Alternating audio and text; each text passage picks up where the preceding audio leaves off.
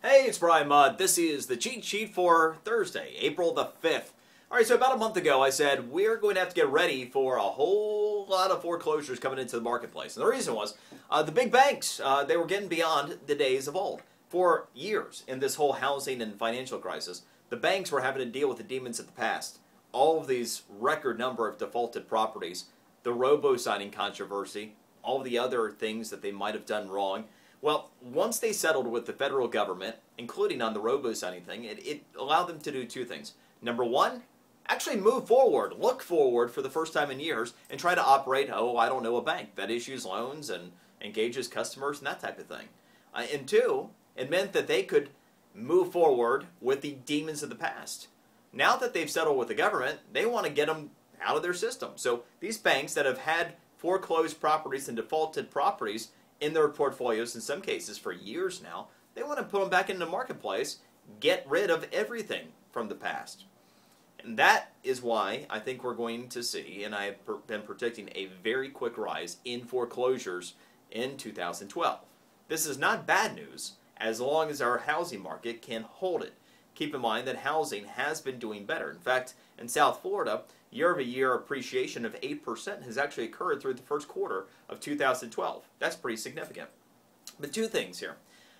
Foreclosure activity, and we don't have the March numbers yet, but from March 3rd to March 24th, just taking a look at raw numbers, it looks like the big banks were very aggressively putting foreclosures back into the marketplace at a faster pace than we may have ever seen.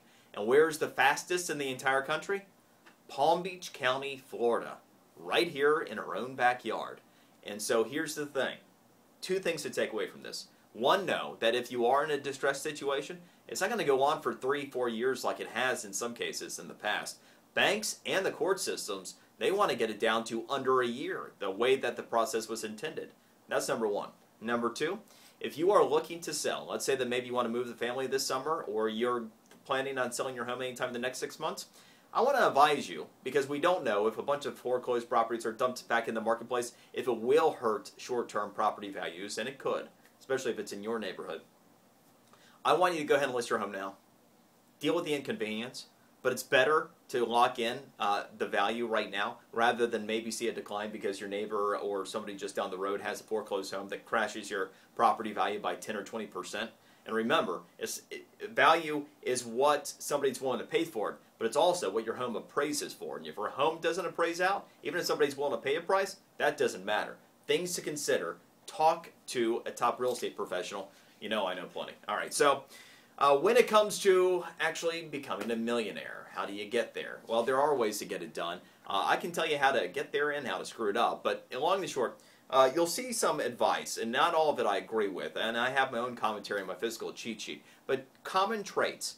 Entrepreneurs are far more likely to become a millionaire than those that work for corporations. The average length of time that somebody spends on personal finance who is a millionaire, you don't have to be a rocket scientist with finance. 6 minutes per day, just 6. You just have to be aware of where your money is. People who align their work with their passion. You know my saying of passion plus talent is unstoppable? This proves true here. People who follow their passion are far more likely to become monetarily successful than those who are just working. And, at the same time, eliminating your weaknesses. Those that are millionaires, common traits, do not spend time on what they're not good at. They bring people in to do that for them. More information like this is up on the physical cheat sheet. I advise you to go see and make your million. All right, e-reading. Market share now up to 20% of all reading. And hey, 2012, don't worry about December 2012. We've got a whole another 18 years before we have a global crisis. So says MIT. No, I'm not kidding, actually. MIT says that at our current rate of growth and in population around the world and use of resources, there will be a global collapse and significant population decline because we run out of resources by 2030.